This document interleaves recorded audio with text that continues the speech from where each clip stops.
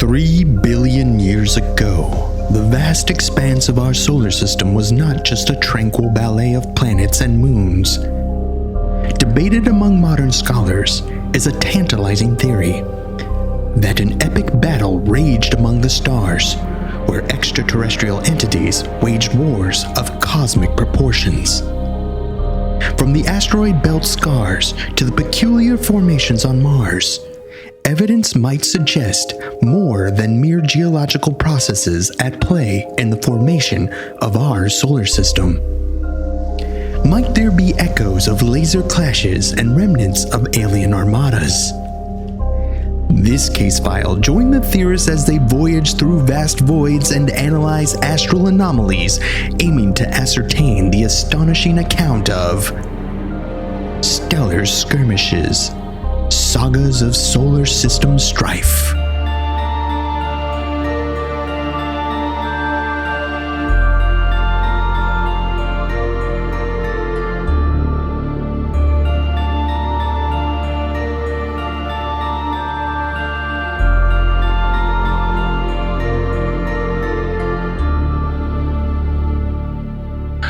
Welcome to Alien Theorists Theorizing Case File 298.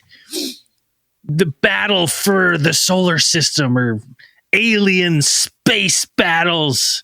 Star Wars. Star Wars. No.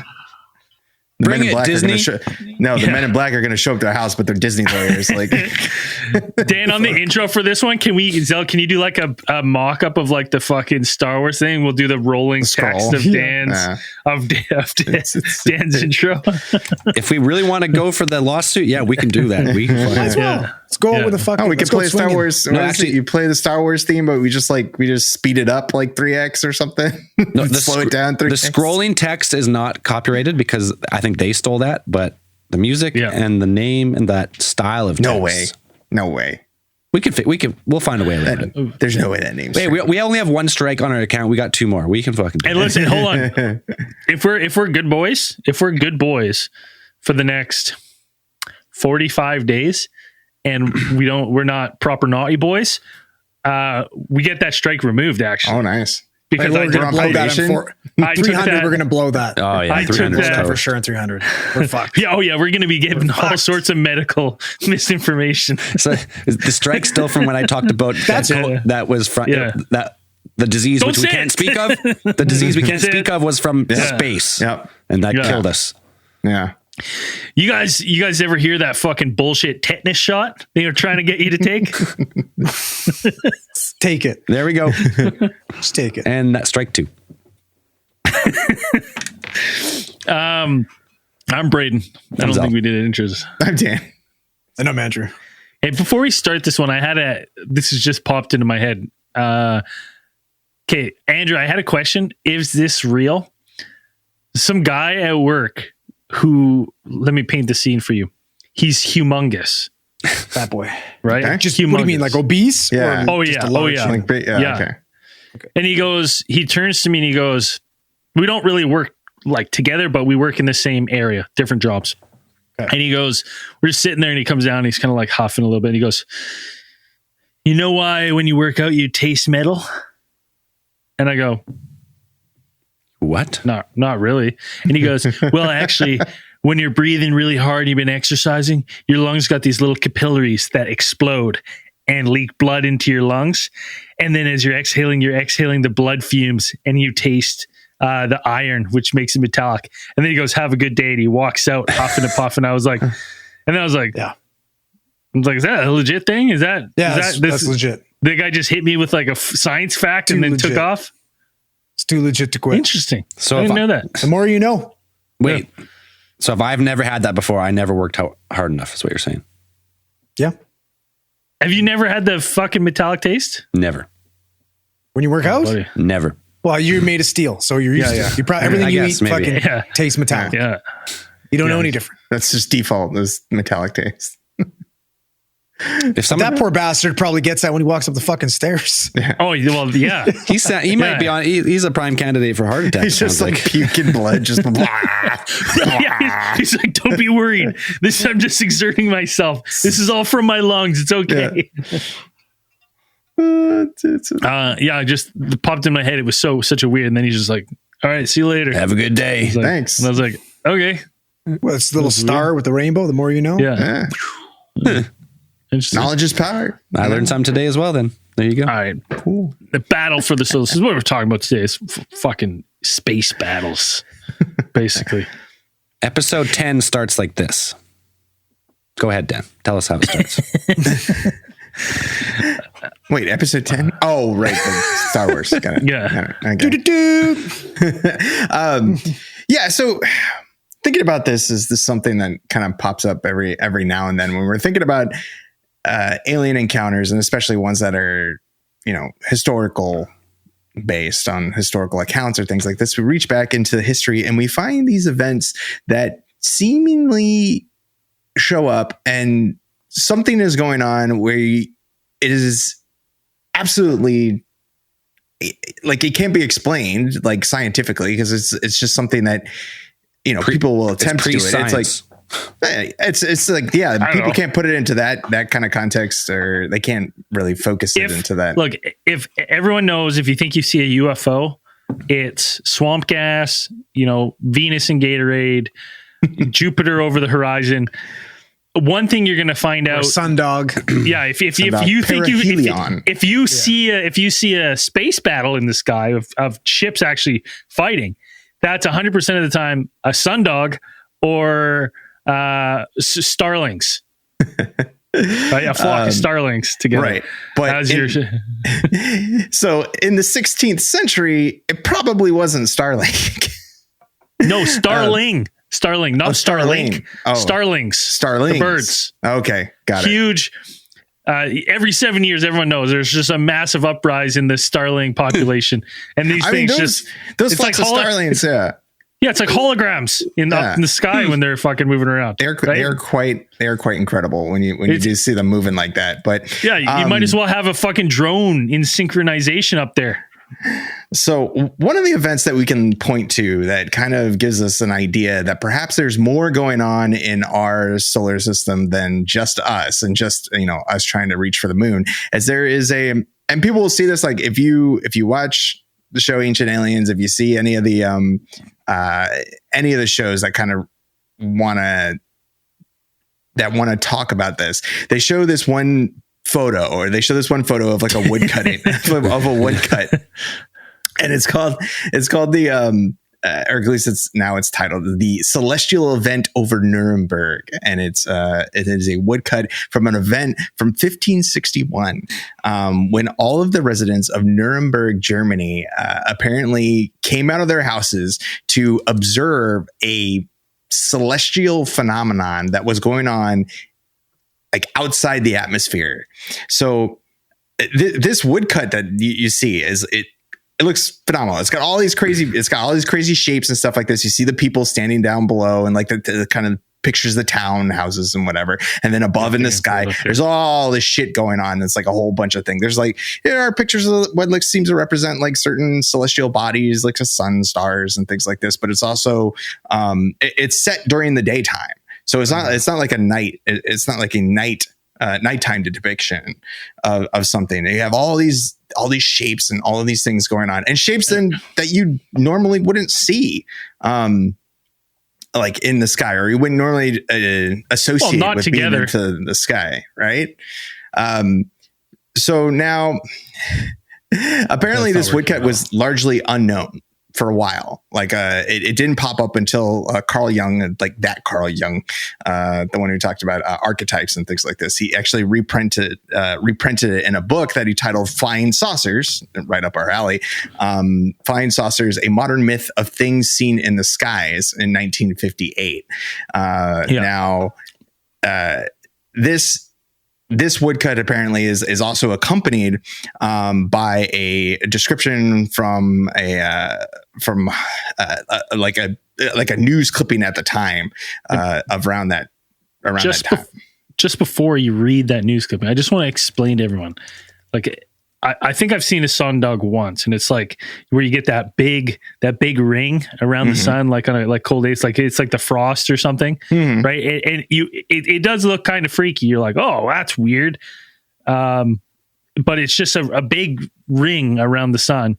Why are you talking about sundogs? This is an alien battle. No, I know, but because that's what I just described to you was a sundog, and what I'm going to describe now is, when you see a ton of little black specks and they're all chirping and moving in unison, those are starlings, right? And now let's get into the description of what these people saw, so we can eliminate those two fucking things. Because every time someone's like sundogs, I'm like, there's no fucking way. I've seen a sundog. The picture I've never looked at a sundog and been like, oh fuck, Jill, there's a fucking alien battle.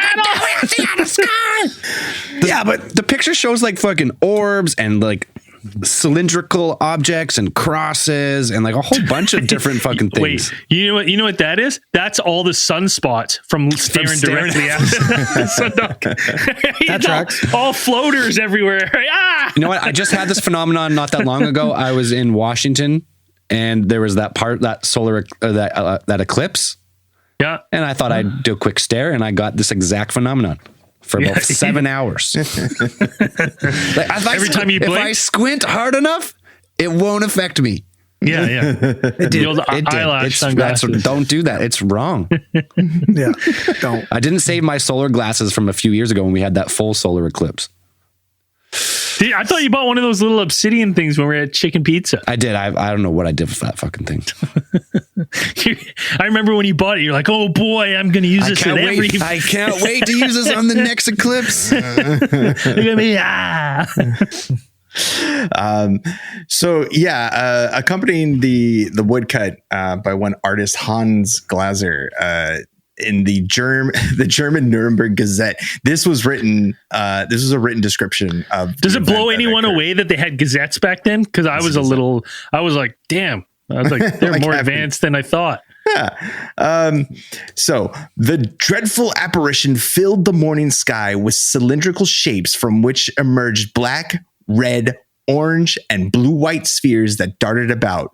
Between the spheres, there were crosses with the color of blood.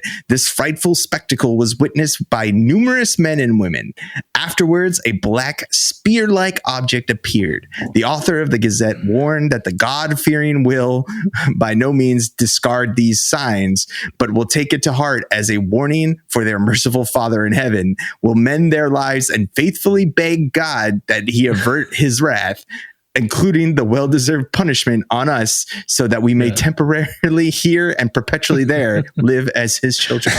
So, you could have stopped the description halfway, but well, I'm saying, like, giving it that, you can see how they tried to explain it. Like, they tried to view it through, the lens, the religious lens, where they're saying that, okay, this is the apocalypse, like, or this is basically like a sign of wonder. This is God telling you, like, hey, you guys gotta like get your shit together. Shape up, or I shall smite thee. Well, it kind of fits. Like that's their really only frame of reference. Like anything spectacular would be that, right? Because they don't have any. Like it couldn't be aliens because they don't know what a fucking alien is. Exactly. Right? So yeah. So if you're kind of like emerged black, red, orange, and blue-white spheres that darted about. Between the spheres, there were crosses with the color of blood. I'm like, anyone that reads that and goes, they were most likely looking at a sundog. Fucking go ahead and Google a picture of a sundog right now. I'm telling you right now, nothing even close to what was just described. Not even close. In the realm of similar. It's like sundog mixed with a little mass hysteria, and they've been separate. Wunderzeichen is what they've been dealing with in this area for a long. Like acts of God is what they pretty much call it. Like anything they couldn't explain. So that's what they attribute to this, which apparently most of these Wunderzeichens could be explained by like today's science, no problem. And yeah, I feel like, I mean, a guy like rolls dice, he gets 7 3 times. Wunderzeichen! Wunderzeichen, yeah. Jack, is that you? Yeah, Jack, yeah. 4-leaf clover. Wunderzeichen! Wunderzeichen, yeah. I mean, immediately when I saw like he had talked about like the black spear like object, I'm like, it's a super star destroyer. Like, no shit. Like, I thought it was the picture of it looks like Kang's ship, like the time ship. Yeah, like it's these descriptions of these things where it's like, yeah, you could say, try to explain it now, like with all these, you would have to take multiple scientific explanations and kind of put them together to kind of describe something that this guy reported seeing. All of these, and the black spear-like object hung around for a while, if I remember correctly, right? Like it just kind of drifted for a while, just in the sky. Yeah, apparently this all happened over like at least an hour. Like this is what they were saying. The interesting thing to me too is it's like on so many accounts, everybody that witnessed it described it as like it looked like a battle. It looked like a war, a war scene. It looked like things were chasing each other, and there looked like explosions and fire and shit like that. And it's at that time, what kind of battles have they been seeing that would be similar? Like maybe like ship battles, you'd think. We're talking about some like low Earth orbit fucking space laser battle. Yeah. It's crazy. Well, okay. So I kind of was thinking like just on this point, like maybe the battle wasn't, maybe something happened, whatever, two groups met in space around Earth. And I kind of thought in my head, like, how we talked about like, life is precious and stuff. And like, maybe it's like rare. It's rare, right? So it's protected. When I thought of this black ship, coming in, it was just like boom, it just appeared. I kind of wondered if protecting us, like it's like, that's what hey, I mean, protecting us, yeah. Keep your war that way. There's fucking life here, guys. There's life right here. Maybe it was just that. It was protecting Earth. Yeah, it was keeping invaders away. Right? Maybe. And as time's gone on, the technology's gotten better, so we don't see it now. Right, and that's because you think of like. Right, we always talk about the Black Knight satellite floating around there, but maybe that's something just like an interceptor for other. If there's something out there that's like a predatory race, and maybe like something is coming to Earth, let's say, or into this solar system, right? And another species or another conglomeration of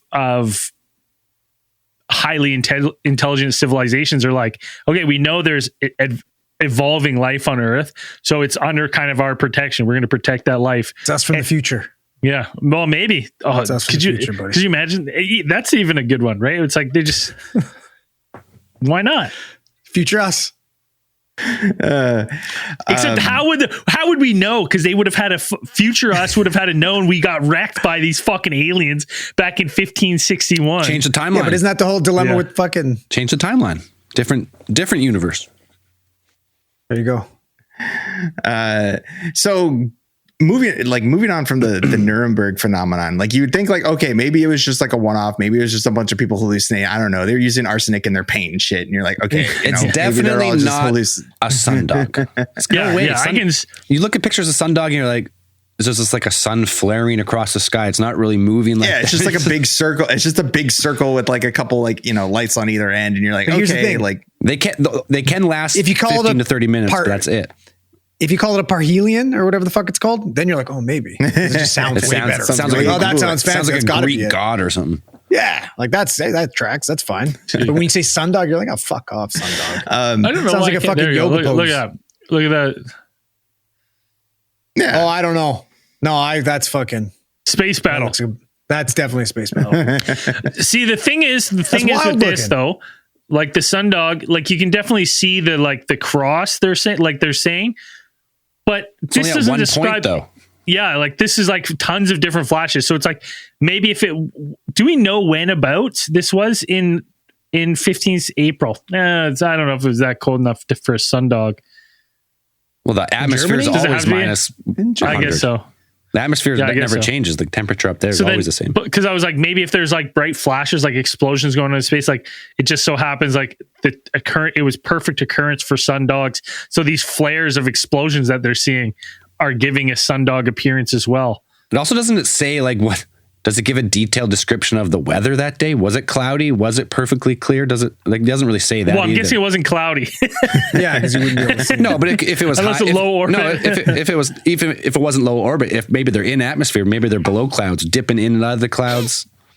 Maybe because it depends how big the ship is. Because in low Earth orbit, they're going to look like a star, a tiny dot. Well, if we're going by the description and by the painting, you would say that the mysterious like black spear-like ship is the biggest and shows up late and just hangs around. So, there was reports of like rumors and theories about crashed ships from this. So like maybe this thing was just like a even just collecting debris or something. You know what I mean? Like a scavenger, a junker. Yeah, exactly. Jawas, man. So just come hang out, because like it's weird. The interesting thing to me with this one is like this black spear like one, which is by all accounts the biggest, but that it could just have been the closest. Just kind of just hangs out, like it doesn't do anything. Like it just hangs out for a while and just drifts until it's drifted out of sight. So waiting for any more to come. It's fucking protecting. So that's it. So a few years later, there would be another report of a similar event in 1566 over Basel, Switzerland. So apparently there was a leaflet that was written by a historian named Samuel Coaches, which reported it as a religious event like they had earlier, since that's their only frame of reference to kind of go. Yeah. And so this apparently happened on 3 separate days. So it happened in 1566 3 times, on the 27th and 28th of July, and also on August 7th. And apparently it was around, they could observe the phenomenon around sunrise and sunset. And that's when they observed these strange shapes moving about throughout the sky. So, here's a description from the leaflet. So it says, during the year 1566, on the 27th of July, after the sun had shone warm on the clear, bright skies, and then around 9 p.m., it suddenly took a different shape and color. First, the sun lost all its radiance and luster, and it was no bigger than the full moon. And finally, it seemed to weep tears of blood. And that's metal as fuck. Ooh. And the air behind him went dark, and he was seen by all the people of the city and the countryside in much the same way. Also, the moon, which has already been almost full, has shone through. Is probably like a translation that's pretty. Shone through the night, assuming an almost blood red color in the sky. The next day, Sunday, the sun rose at about 6 o'clock and slept with the same appearance it had when it had been lying before. He lit the houses, streets, and around as if everything was blood red and fiery. And the dawn of August 7th, we saw large black spheres coming and going with great speed and precision before the sun, and chattered as if they led a fight. Many of them were fiery red and soon crumbled and then extinguished. Damn, these guys write exactly like Braden does his poetry. Exactly the same. I'm sure this is a pretty rough translation of what's going on, but yeah. But you listen to that, and like this one is attributed to, like, when I was reading it, they're like starlings. There must have been a big population of starlings that year, and just really caught him by surprise. And I'm like, come on, like, I feel like there would have been one person there that been like, yeah, fucking that's a starling. Those are starlings, everyone. The birds we see every day. Those are them. You know what I mean? Like, it would extra shiny today. Yeah.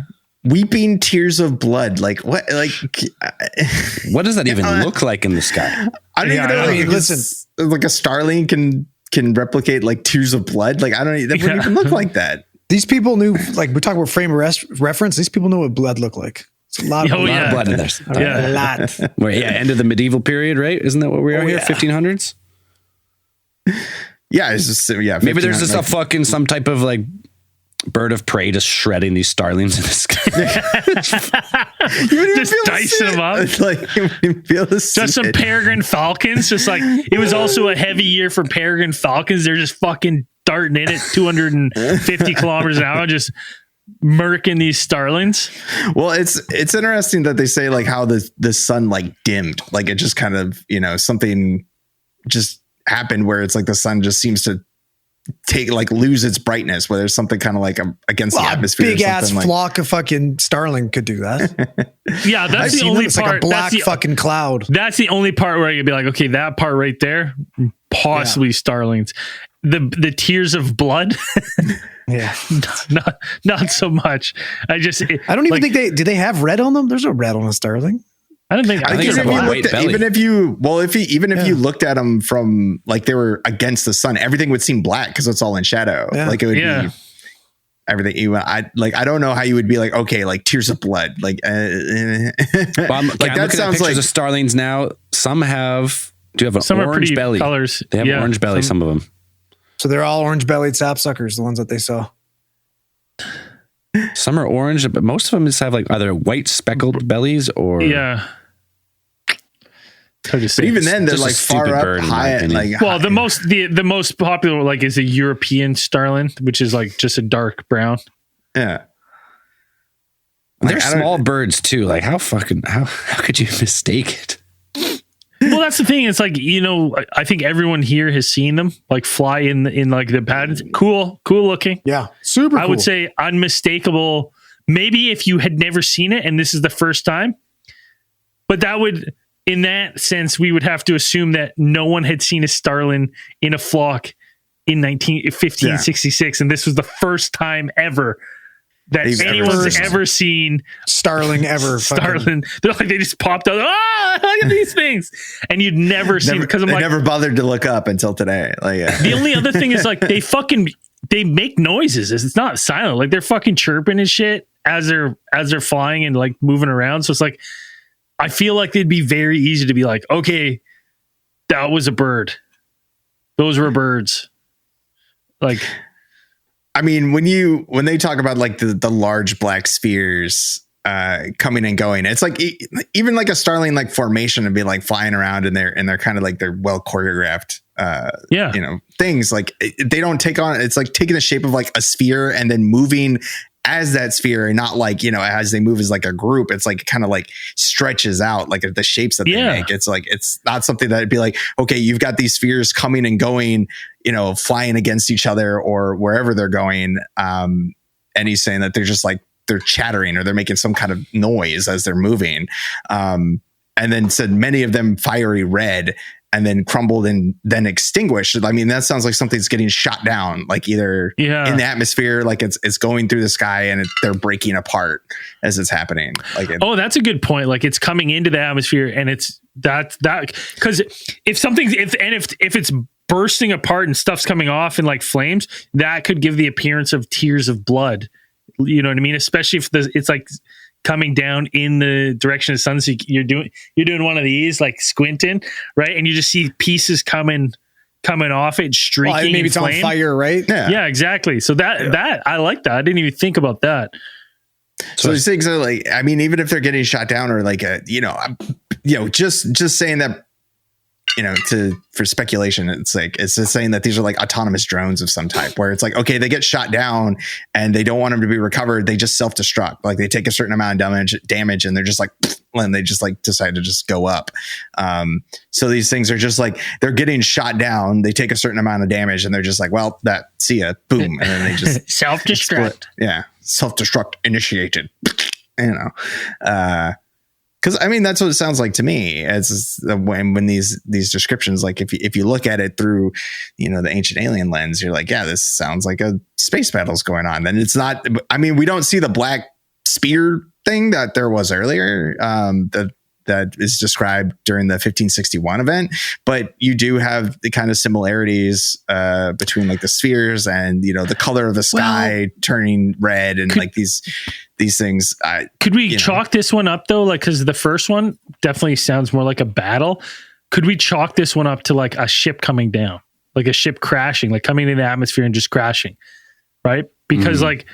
You know what I mean? Because it's not like it's like the sky's lighting up with all this. This does kind of seem like a singular thing. Do you know what I mean? Maybe it's the fucking spear-shaped ship or something. This one kind of struck me, especially as Dan, as you mentioned, your point. I was like, I kind of think that maybe this wasn't so much of a fight, or if this was them witnessing something coming apart, like a ship coming apart in the atmosphere. Yeah, aftermath. Right? Yeah. Yeah, because the aftermath. This is after.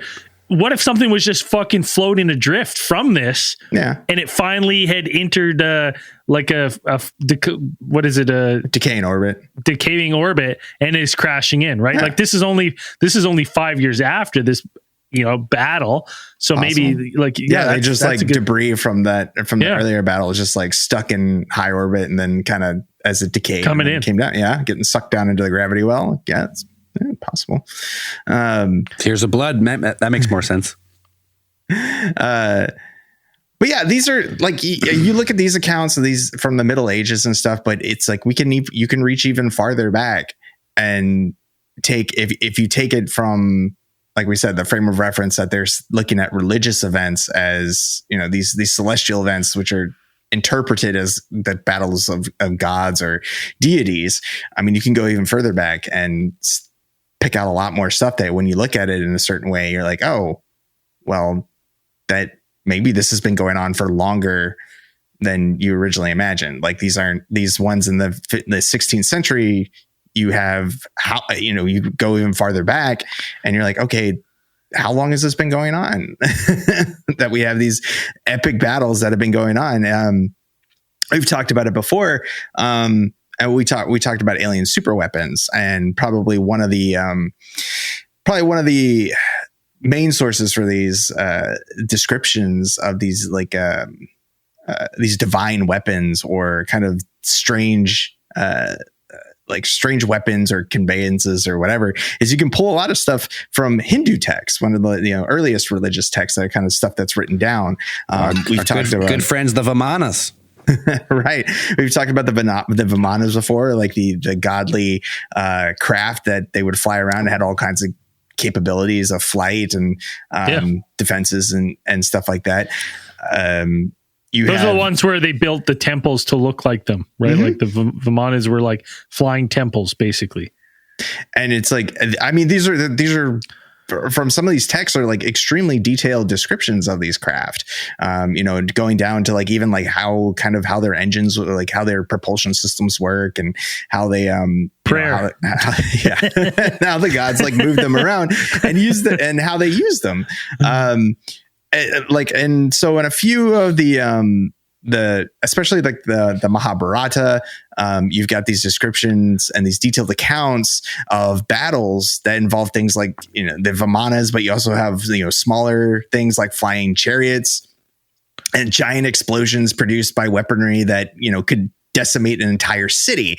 And so like one of these, for example, is like there's a weapon called the Brahmastra, which is they kind of compare to a nuclear weapon, with the amount of power that it has. So these things are interesting to me when you go back, because you're like, okay, like if you take the Hindu text being in like the earlier battles, like these battles were actually occurring on like planet side, like they're actually happening on Earth, as opposed to the ones that you have later and the Middle Ages, like these are happening outside, obviously like outside like our atmosphere, or at least like maybe low orbit. What if it's one of those things where it's because like people are going to say like, well, that none of this shit's happened again since, but maybe it's one of those things where it's like, as if there's an Overwatch or someone watching the progress of Earth, maybe it's one of those things where it's like they've helped,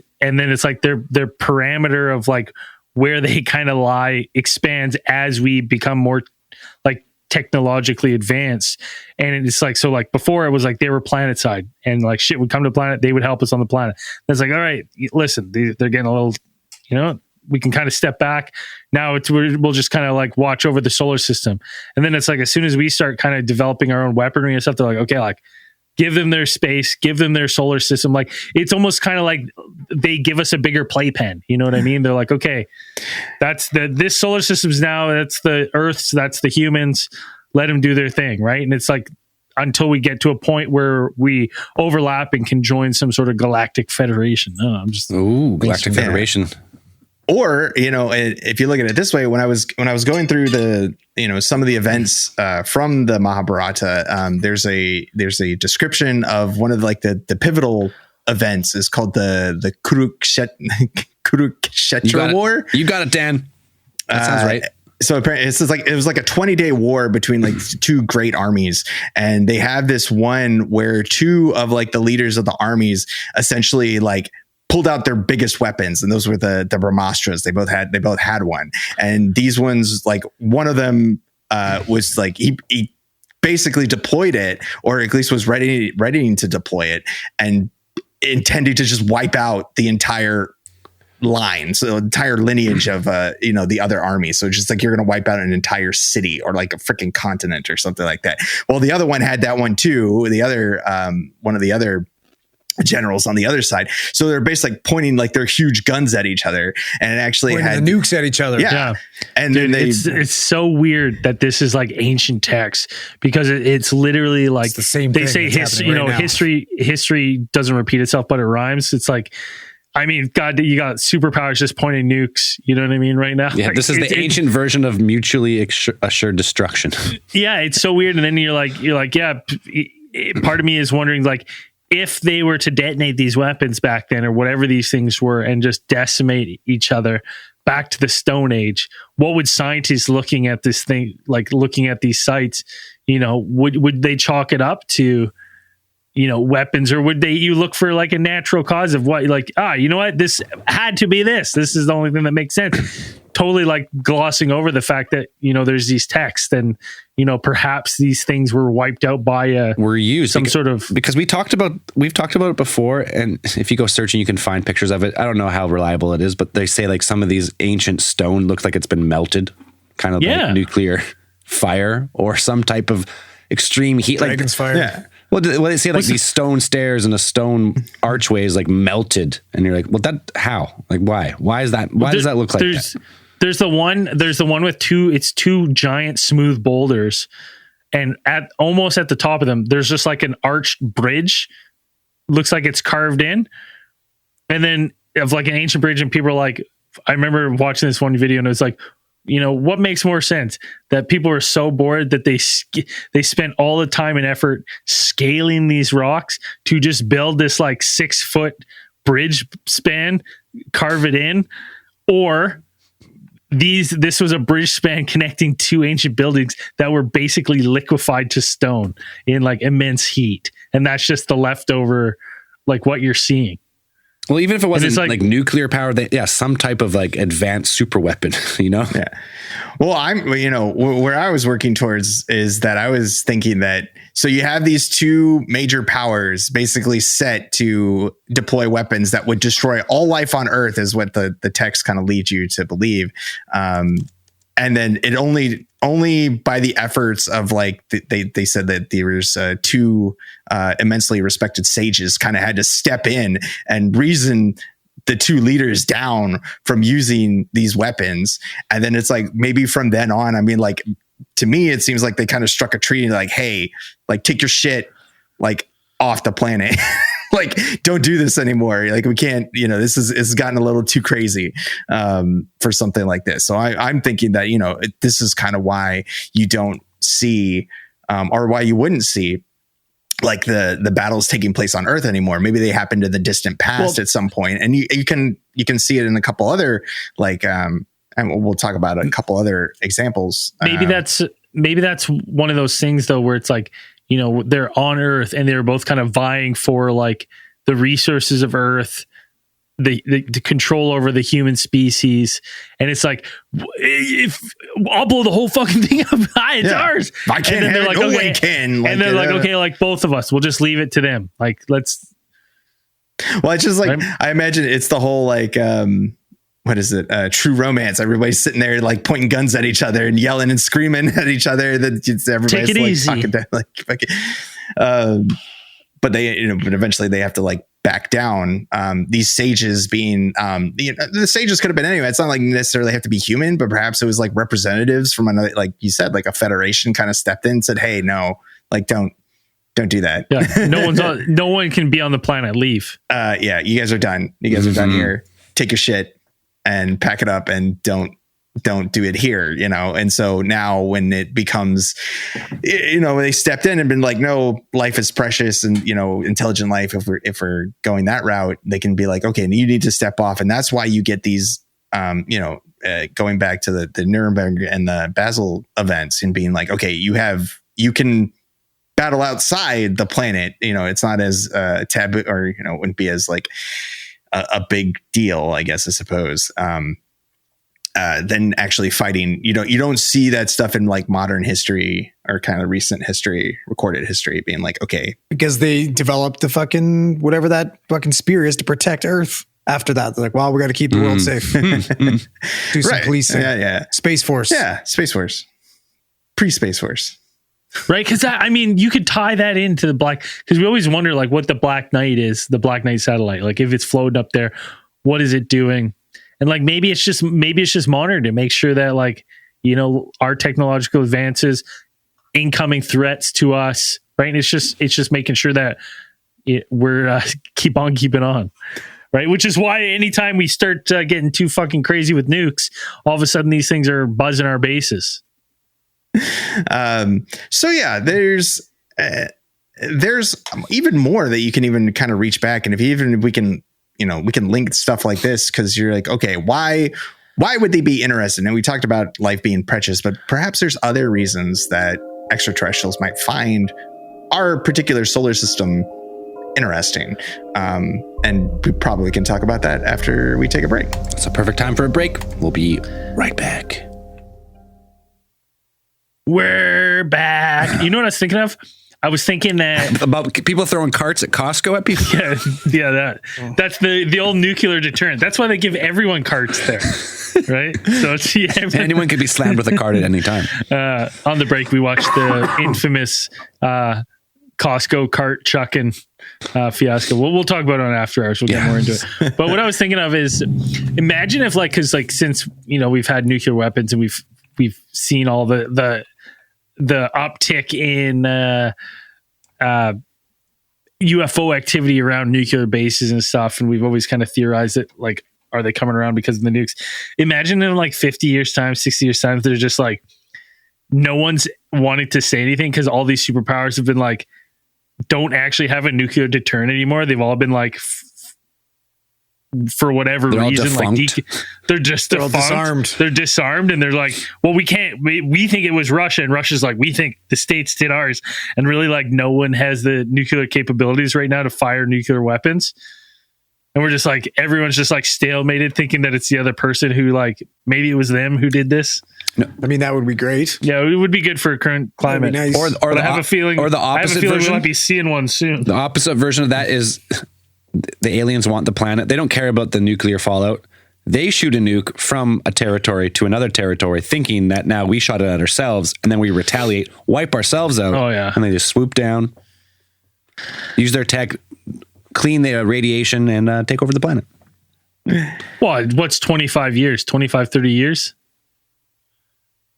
for it to dissipate?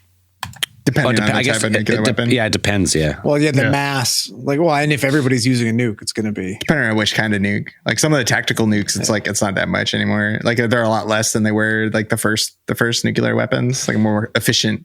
Yeah, if it's just like a dirty bomb that spreads like radioactive material everywhere, then it's different. Well, and there's a few of them. But going back to what we were talking about before, the threat of total planetary annihilation.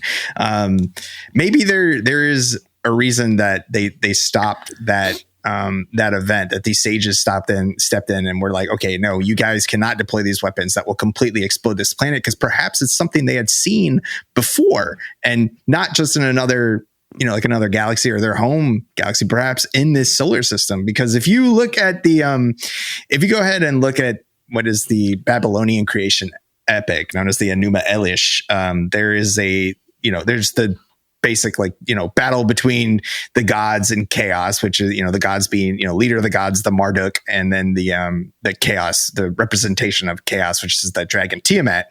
Hail Tiamat. And there is this idea that Zecharia Sitchin put forth that perhaps this story is actually it's actually an allegory for planetary events, and that with the destruction of Tiamat actually being like a metaphor for a primordial planet that existed between Mars and Jupiter, and that is what eventually became the asteroid belt. Other kind of other ancient. ancient astronaut theorists is that this asteroid belt used to be a planet, and then it's like, it's, and they point to almost like the even kind of spacing of the planets in the solar system, and then there's just that big old gap, and right in the middle of that big old gap is like debris field, right, of something that was possibly just destroyed in some sort of ancient space war. Well, it's interesting because you look at I don't know, there's only two cultures that come to mind, but I remember there being more that always associate Mars with like a god of war. It's like the Babylonians had Urgal, right? Who's god, and then you have Mars, which literally like the Greeks and the Romans named the planet after their god of war as well. And it's like, where does that come from? Why? You have two completely separate cultures that associate that planet with fucking war and conquer. And that planet at one time had an atmosphere that was somehow stripped away. That we don't know. It's punishment. They're like, oh, it was solar wind over time, stripped the atmosphere. But no, it was nuclear weapons, and they also blew up another planet, and that's the asteroid belt now. All right, well, let's join the two theories. Like if we're what we're talking about, like the stories that we're just talking from the Mahabharata of these two superpowers that did that. What if that's a cautionary tale of like this planet and Mars, and they both had rival like super weapons, and one like Mars obliterated this planet. It's now asteroids, and whatever this planet fired obliterated Mars's atmosphere. Right, and just turned it into bare waste. So you have these two relics in our solar systems that were at war. This planetary war in our solar system that are just sitting there as remnants, and that's why these stories have got passed around, because maybe we were like a refugee planet where survivors came, and these stories have just continually, got telephoned on and on and on and on. The Sumerians were aliens, 100%. They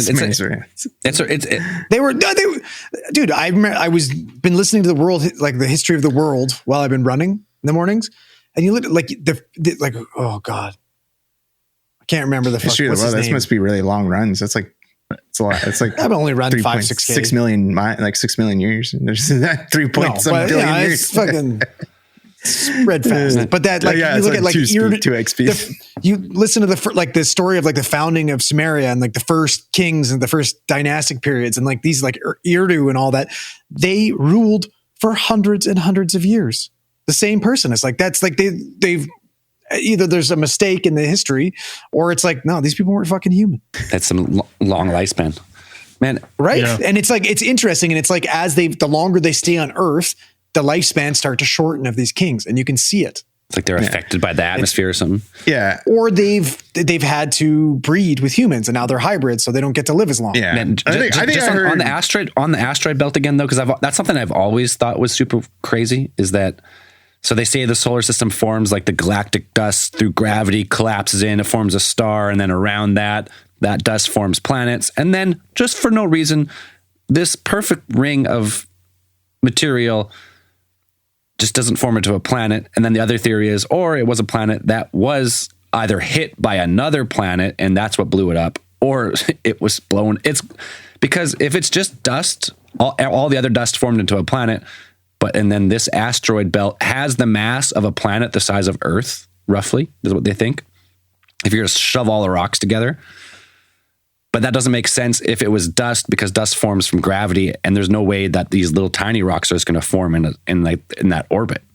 Yeah, it's like something happened to a body in the solar system that shattered it into a billion pieces. Martians blew it up. There it is. Yeah, and one of the actual pieces of evidence that some scientists point to is there's an asteroid known as that they labeled 16 Psyche that is apparently it's one of the more massive asteroids, or like the most massive asteroids within the asteroid belt, and it's believed to be composed mostly of metallic iron and nickel, which is similar to Earth's core, and that its composition might suggest that it's actually the remnant core of a protoplanet that lost its outer layers. Like if it got shattered or something, like it's just like a piece of it that's just kind of floating around. There might be more.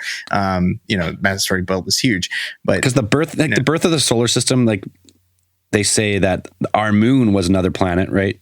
Collided with Earth in the Pacific Basin, and that's where there's that huge gouge in that one side of the planet, and then it kind of like spun out and it's stuck there. That's what they say. So, I mean, maybe that was part of it too. Maybe this alien species is so advanced they can actually manipulate gravity in such a way to just hurl gigantic balls of mass at other objects. That's not totally out there. I mean, it's been a couple, science fiction thing where it's like, yeah, asteroids are just kinetic weapons, like waiting to be used. Like if you have asteroids somewhere, it's way easier to just kind of like push one.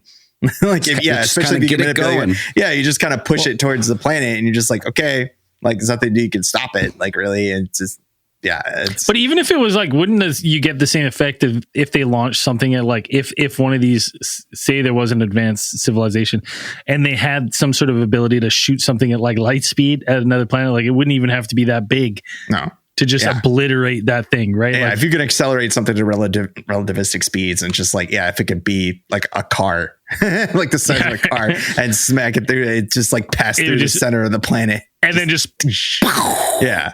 Is that Elon's purpose for launching a Tesla up in fucking space? Yeah. Towards Mars. Super villain. Yeah, he's taking it. The other interesting thing is maybe it's not even like a mutual thing. Maybe this was a byproduct of like, say whatever civilization on Mars did this to another planet and another civilization in the solar system.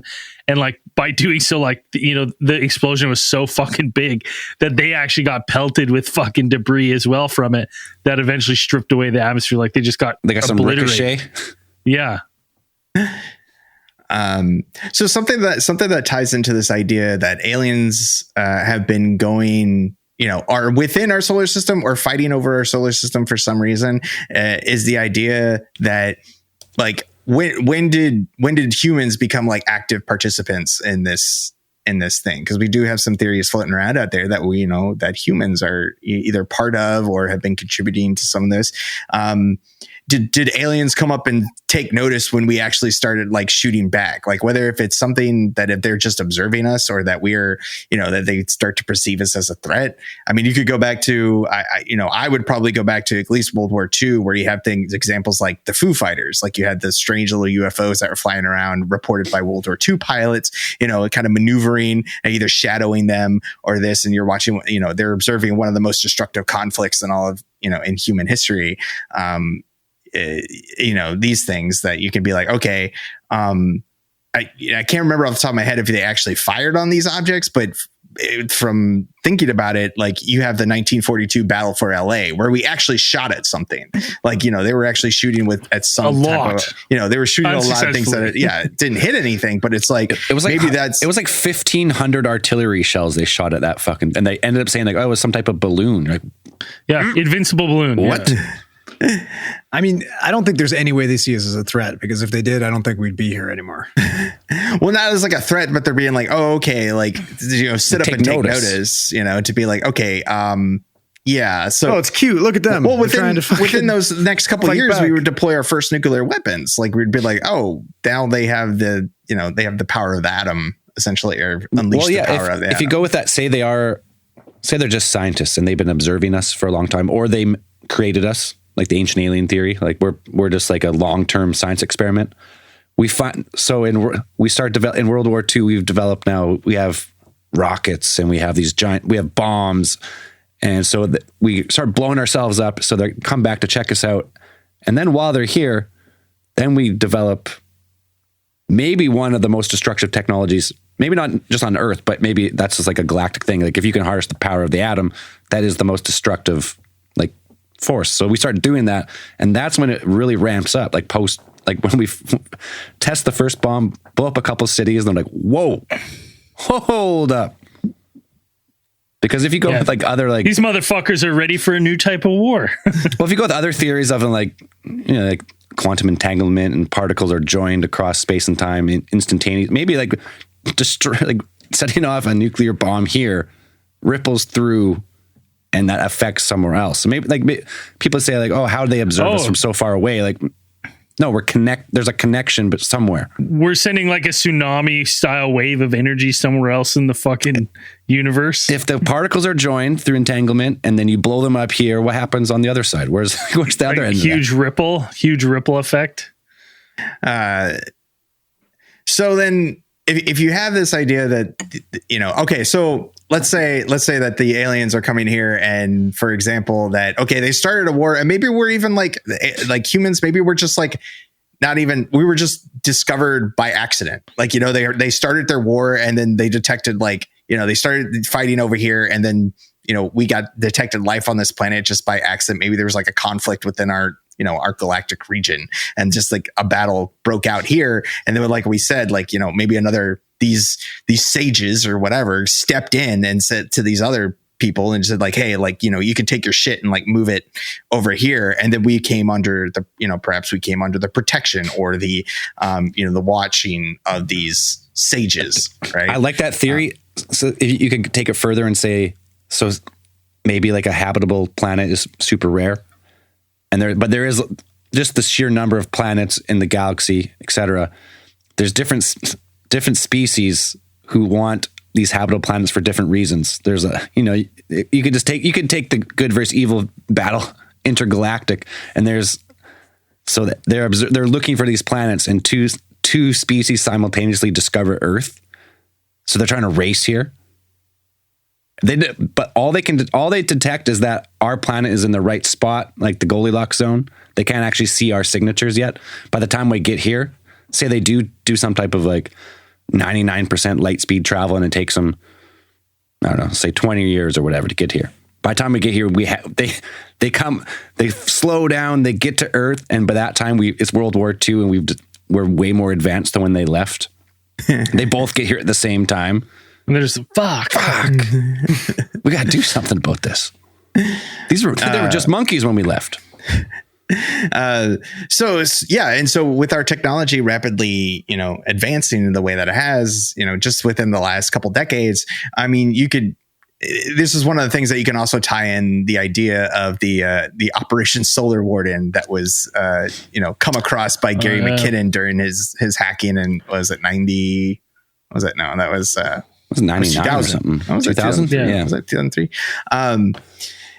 So the idea of, you know, reminding people of Operation Solar Warden being basically that this being the idea or the theory that as far back perhaps as the 1980s, the U.S., perhaps with also, you know, international collaboration with other friendly countries or, you know, just across the globe, has developed a fleet of technologically advanced spacecraft that this fleet, you know, apparently according to Gary McKinnon, when he, you know, hacked the files, the Ministry of Defense or whatever, Pentagon.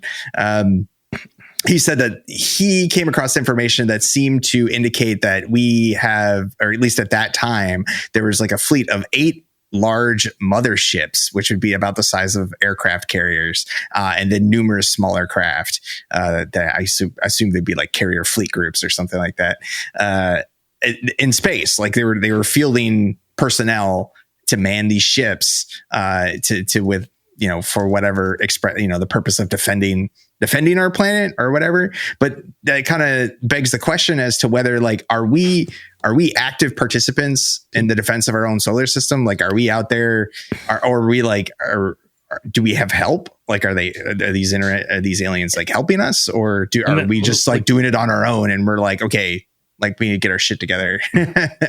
Well, just to touch on Gary McKinnon too, like that's an interesting one, because he kind of said this stuff, and like the United States obviously not very pleased with him for releasing this stuff, wanted to extradite him, but eventually just like gave it up. And it's because the fear is that if they bring him back and they have a trial, that because he would be allowed to testify on this classified information about what he read, and then his defense would be able to subpoena the people involved under oath to ask them questions about these programs and these things, which obviously the United States is like, wow, shit, do we just cut our losses on this one and just fucking make sure Gary McKinnon lives the rest of his life in fear in the UK? Yeah, let's do that instead. Yeah. And so if these actually, you know, if these allegations are true, you know, it kind of, again, I'm being like, I'm trying to think, like, are we shooting back, or do we have help from these alien cultures that, you know, do we have to pick a side essentially? And like, what would that look like? Well, dude, that it's like, Did they come down here? Did they come down here? Did aliens come down here and give us like a pitch and been like, dude, you got to pick a side?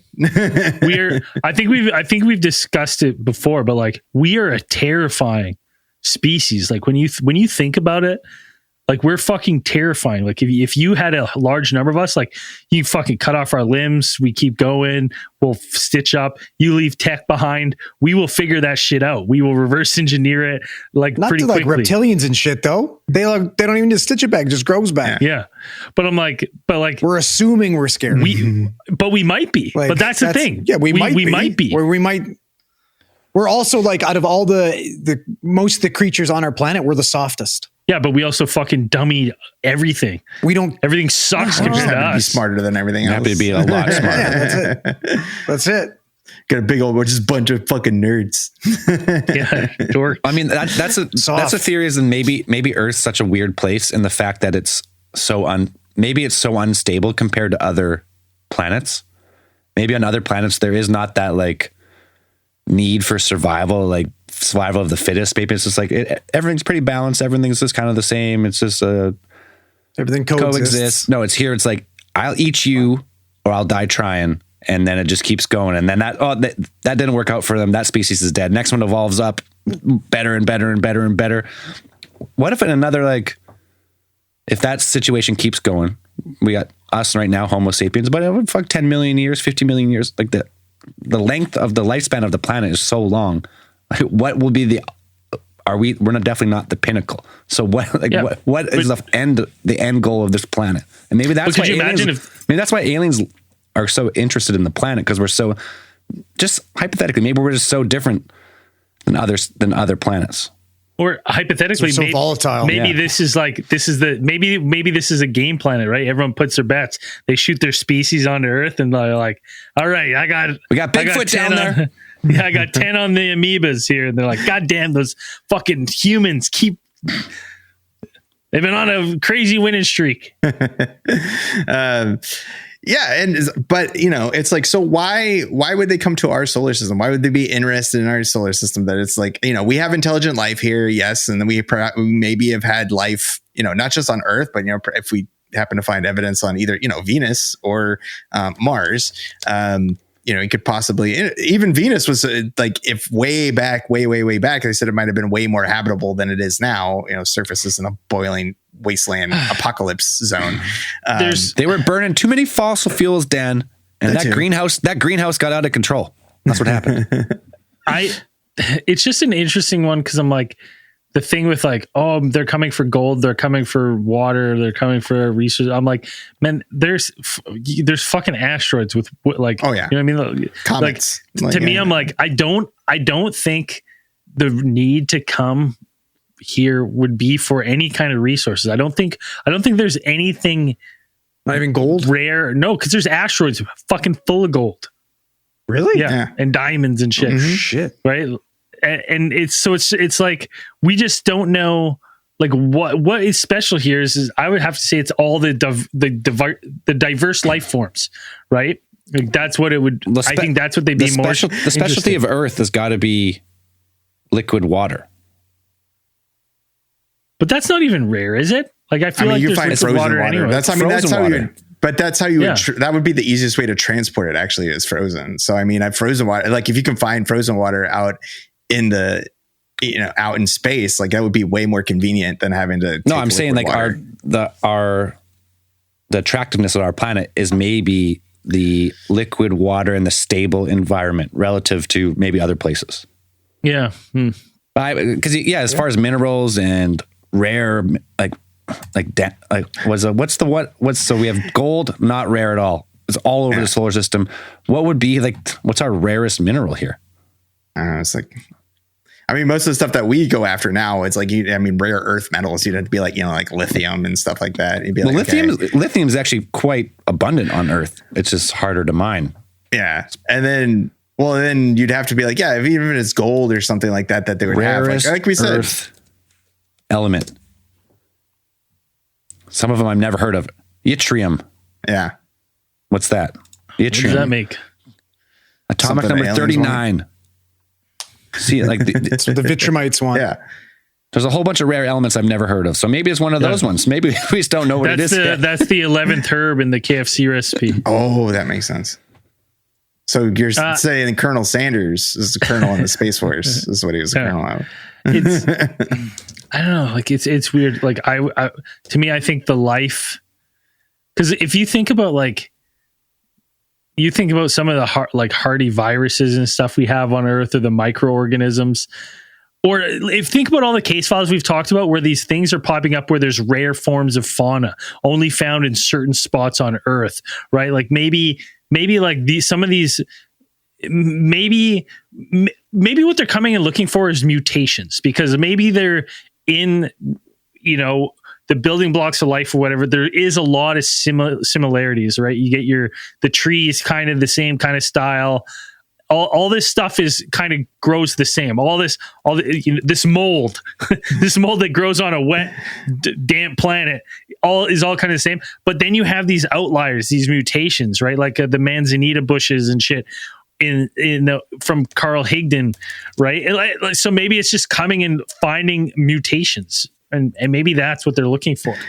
I had the idea that was what around in my head when I was thinking about as far as like planetary destruction goes, and thinking of like kind of one of the first thing that pops in your head, at least my head, I was like, oh, it's like Krypton, right? Like Krypton got blown up, right? And Superman's only weakness is kryptonite, and it's like pieces of like his old planet, as pieces of his whole planet. So I'm thinking like these aliens are coming to the asteroid belt, like picking up these pieces to fight their own version of kryptonite, like to be like, okay, we need these to fight whatever was thing. So they're coming in here to find, this type of mineral, or it doesn't be kryptonite, but I'm like saying it has to be some type of like mineral or some type of element. So Superman was weak to his own planet? He was regular. Well, he wasn't super powered on his planet. He was regular person on his planet. That was always the thing. Like, there's probably a better explanation, probably that is in the lore, but I was like, that's essentially what it was. It was like pieces of his planet that made him weak, and maybe there is some sort of element or something out there to these old, this proto planet or something. They're coming to our asteroid belt. You know what? Superman's such a bitch without his powers. I just realized, because so what you're telling me is that I thought kryptonite killed him. And what you're telling me is kryptonite makes him exactly like me, and he's such a whiny bitch the second he loses his powers. He's like, this is what it feels like. Yeah. Like, bitch. It's actually quite relatable. It's me when I wake up every morning. My back. Consciousness is your kryptonite. Yeah, but isn't it like, so the green kryptonite is what takes away his power? Yeah, it makes him other colors that have other effects. Yeah, but there's other types of kryptonite that does kill him. No. Yeah, or they have various effects on him? I think like black kryptonite, like super. Because Batman's always using the green kryptonite. Yeah, to weaken him. So you can punch him. Right. Well, make him. There's other weird kryptonites out there than like that. The whole color spectrum of kryptonite that make him weak. Yeah, and some of them are lethal. I didn't know there was more than just one kryptonite. No, I didn't either. Yeah, it's news to me. The more you know. It's now you know.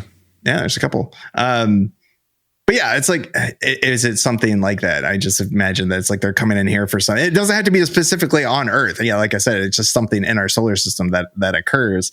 I mean, we're finding all the time new planets and stuff like that, especially with the James Webb telescope and being able to like these strange planets that are out there, planets that are like entirely composed of diamonds, or these strange solar systems that have like strange star configurations where it's just like, oh, it's super weird.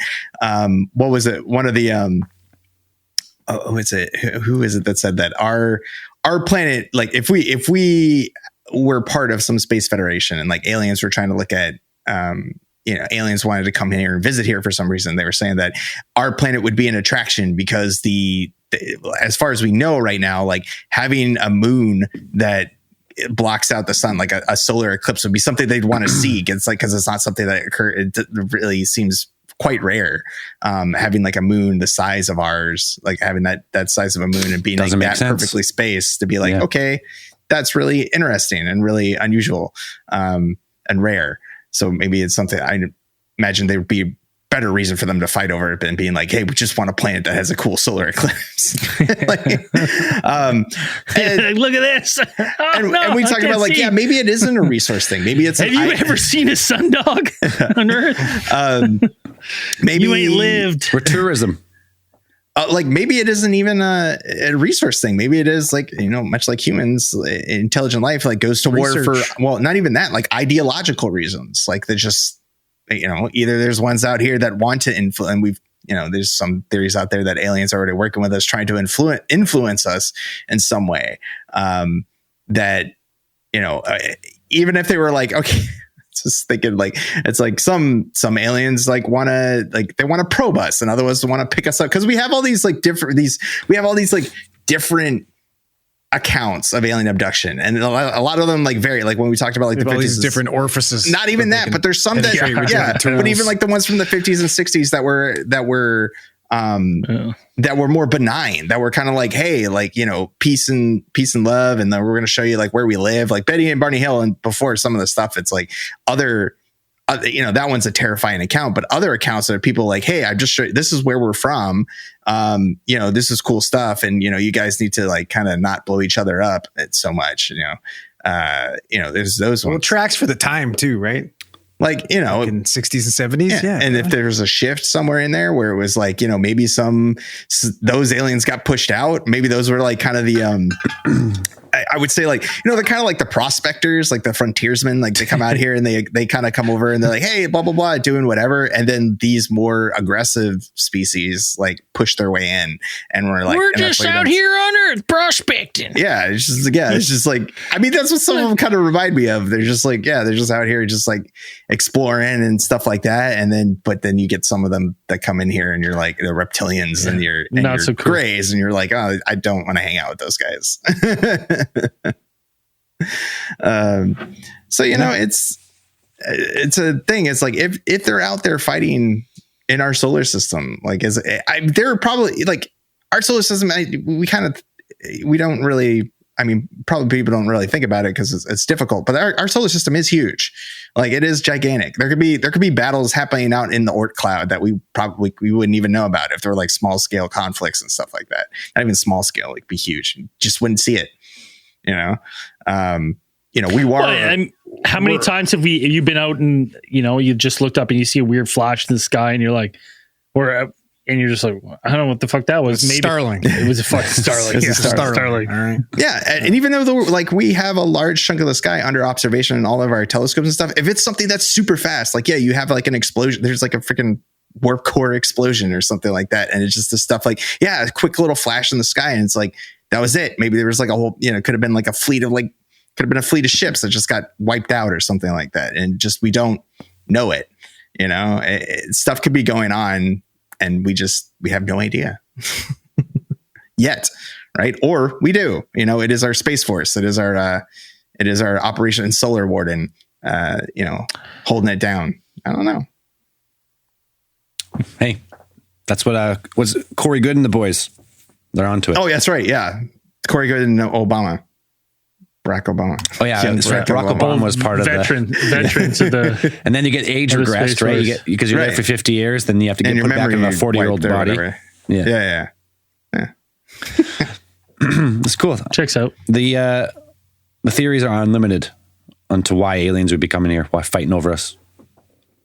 But until let us know what you think. Yeah, what side until are you we kill one and actually to put it on display, we won't know. Yeah. Whose side are you going to be on? Oh, imagine we find out and we got to choose a side. Yeah. That's World War III. It's all starting right now. Could you imagine if really like you see like the different geopolitical aspects, like we're just all backed by different alien races right now? What is it? I mean, that's some of the theories that are thrown out there. That sounds like a thing where it's like different aliens are supporting different governments. Join us. This is what we can offer you. Earth is just a giant proxy war. Like it's all just like, that's all it is. They actually are just taking our resources. Yeah. They're not doing any fighting. No. Yeah. They're just manipulating us into fighting. And they keep dropping some new technology so we can reverse engineer it and make our weapons better. They're not actually giving us anything. Yeah. Who knows? Who fucking knows? Yeah, let us know what you think. Instagram, Facebook, send us an email, alientheorists@gmail.com. Twitter. You find us. Search Alien Theorists on any platform. We're probably there. Everywhere. Yeah. We might be shadow banned or have a copyright strike by some weird reason, but we're there. We're there. We're there. Just gotta look. You gotta squint. Yeah. Squint. Looking at the sun. Don't look for too long, though. Like directly at the sun. We got a theory of the week. I got one, unless someone else has one. It's yours. Rip it, buddy. Let's Rip go. it. All right. Easy way to get theory of the week. Head to Apple Podcasts or wherever you can leave a nice review. Facebook sometimes. And There's been a few not so nice ones. Like Sure. There always is. That's what it is. What it yeah, is. whatever. It's kind of We should Can't go please everybody. It's part of the you can't job. please everybody. This one is from Ice Blue Shoes from Canada. 5-star review. Nice. Still loving it after all these years.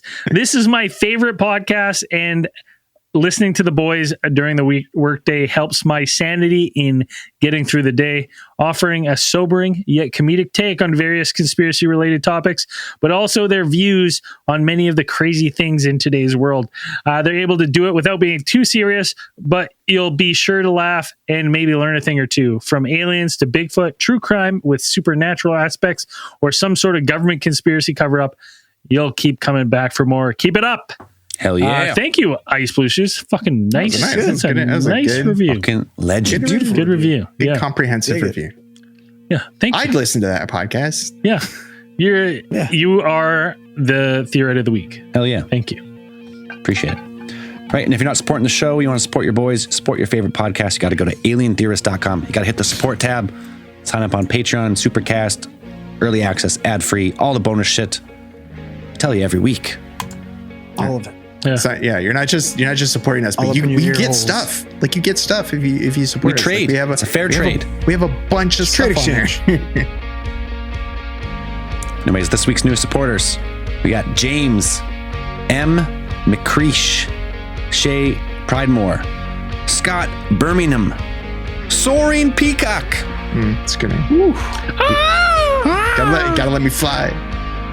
Gotta let him fly. Gotta let me fly. Lauren Coleman and Jordan Lee, thank you very much for supporting the show. Superstars. And just before we punch out, we are, if you're listening to this one, we are a week away from live recording of Case File 300, which is going to be happening Sunday, November 12th in the evening. On YouTube. To be decided. We don't know. We might play some Dungeons and Dragons before, so depending where we get It's gonna be sloppy in our then. campaign, Oh, man. come join us. Come hang out Sunday, the 12th, probably around 6:30 or 7. I imagine we'll be kicking off Case File 300.